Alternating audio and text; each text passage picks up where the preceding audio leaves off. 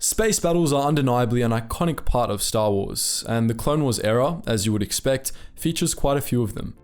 In fact, some of the largest and most impactful naval conflicts in galactic history took place during the Clone Wars, with the Battle of Coruscant being the most notable.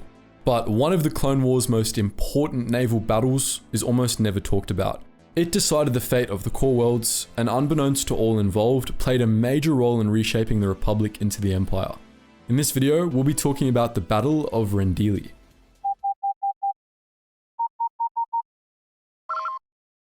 Attention, Sergeant on deck! Rendili was one of the founding worlds of the Galactic Republic, and since the dawn of civilization on that world, it had been a major shipbuilding hub. Once, it had been the birthplace of most of the Republic Navy, but by the time of the Clone Wars, the once mighty core world was beginning to fade. Kuat Drive Yards was contracted to build the Republic's new navy for the Clone Wars instead, and despite Rendili's best efforts, it was quickly overshadowed by Kuat in the shipbuilding industry. Its economy slumped, and after a few months of rising tensions, Rendili underwent a coup, leading to the formation of the Independent Provisional Government of Rendili. The Republic responded by sending a naval task force and Jedi negotiators to the planet, but they arrived too late to prevent Rendili from seceding and joining the Confederacy. When news of Rendili's secession first broke, Republic High Command feared the planet's formidable home defense fleet would be unleashed against neighboring loyalist worlds. This had the potential to turn the core into an active war zone, something that would assuredly cripple the Republic. To make matters worse, the home defense fleet was one of the many planetary security forces the Republic military had assimilated at the start of the Clone Wars, and it was feared that if the Rendili fleet were to defect, other PSFs would follow suit. But there was still a glimmer of hope for the Republic. The separatist takeover of Rendili was still incomplete, and while the provisional government was all but victorious on the ground, the home defense fleet had yet to pick a side in the fight. Rendili's famous Dreadnought-class heavy cruisers had done nothing but sit in orbit above Rendili as civil war waged down below, for their crews were divided over which side to support. Many of the younger crew members favoured secession, while the veterans still had lingering loyalties to the Republic. Captain Jace Dallin, the commanding officer of the Home Defense Fleet, was ultimately a loyalist at heart. He had fought for the Republic alongside the Jedi during the Stark Hyperspace War, which made him uneasy about the prospect of joining the Confederacy. The Republic hoped to exploit this, and so they sent Jedi Master Plo Koon and Captain Jan Dodner to negotiate with him, as they had personally fought alongside Dallin in the Stark Hyperspace War. These three veterans met aboard the Rendili fleet's flagship, the Mersul Kabir, to discuss terms. At length, Plo Koon succeeded in persuading his old friend to defect to the Republic and to bring the dreadnoughts of Rendili with him. But before Dallin could give the order, a group of younger officers drew their blasters on him, announcing that he was under arrest for treason. Under the command of Lieutenant Melor Yago, the separatists seized control of the Rendili fleet, forcing Plo Koon, Captain Dodner, and Captain Dallin to surrender. Yago claimed the three as hostages, hoping they would allow him to stall the war fleet the Republic had sent in case negotiations failed. This was because, unbeknownst to the Republic, his mutiny had been premeditated, and General Grievous had promised that reinforcements would arrive in 20 hours' time.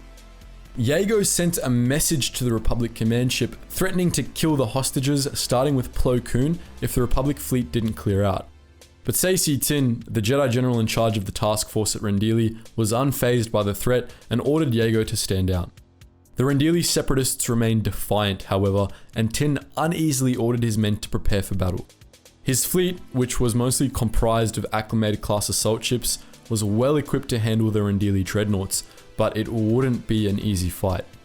As Tiin planned a strategy for engaging the Rendili fleet, Anakin Skywalker, who had been sent to join the Republic task force alongside Commander Cody and a clone detachment, made a suggestion.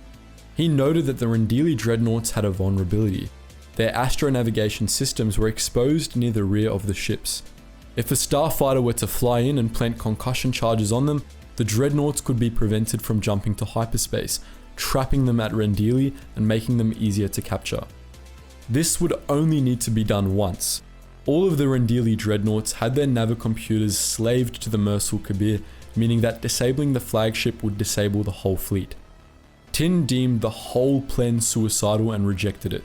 Skywalker objected, but the argument was interrupted by the arrival of Obi-Wan Kenobi, who was back from a mission out system. Kenobi had arrived at Rendili with a captive in tow, Quinlan Vos, who at that point of the war was believed to have fallen to the dark side. Tin ordered his men to haul Vos off to the brig, but as they did so, a squadron of Trade Federation core ships, General Grievous's promised reinforcements, arrived above Rendili. The core ships immediately launched vulture droids and engaged the Republic's warships, forcing Tin to order his men to action. While the Triumph, the Donida, and the rest of the Republic fleet engaged the core ships, Tin ordered his flagship to launch an immediate assault on the Mersul Kabir, determining that the Rendili fleet had to be destroyed.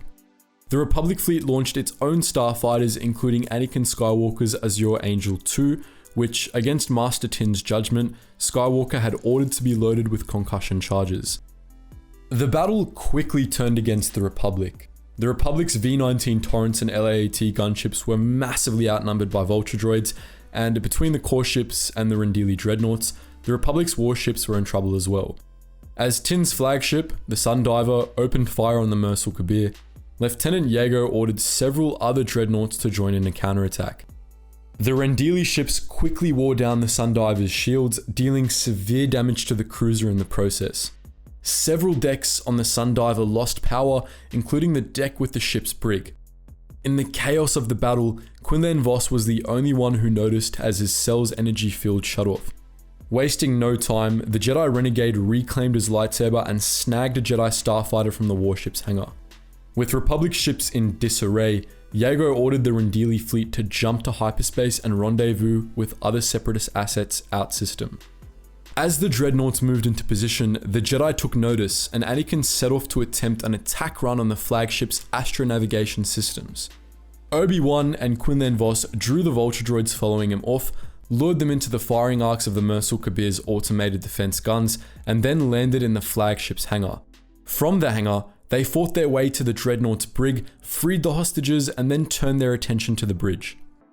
Meanwhile, Anakin Skywalker began his attack run, pushing his starfighter to its limits to avoid the Mersul Kabir's guns. But luck and the Force were on his side. The dreadnought's attention was still focused on the Sundiver, which gave Skywalker a clear shot at the astronavigation systems. Anakin took the shot and hit home, preventing the Rendili flagship from jumping to hyperspace. The Rendili fleet stalled, giving Captain Dallin, Captain Dodnar, and the Jedi enough time to storm the Mersul Kabir's bridge.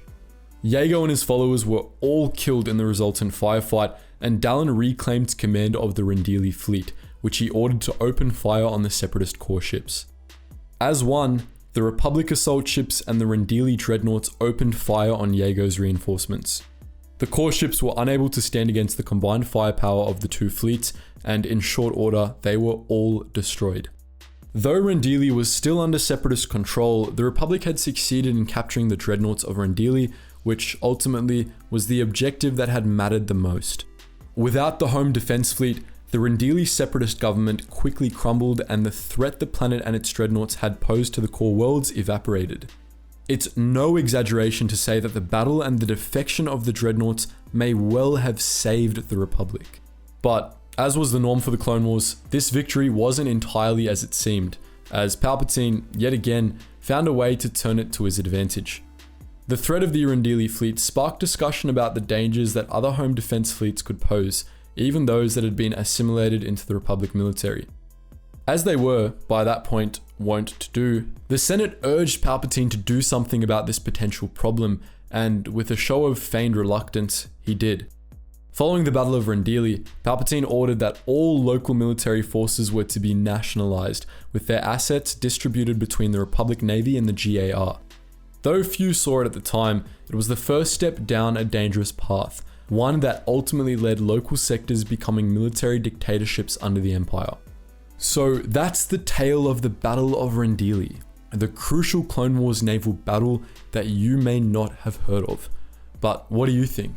Are there any other obscure battles that you'd like us to cover? Let us know your thoughts in the comment section below. And just before you click on those suggested videos, guys, make sure you check out our new channel called The Braved, where we go through all different eras to find the most badass individuals of these eras and transform it into epic video form. So that's the first link in the description. And if you're more keen on music, we have our Relax Jack music channel, where we take music from that channel and use it in a lot of the videos you listen to here.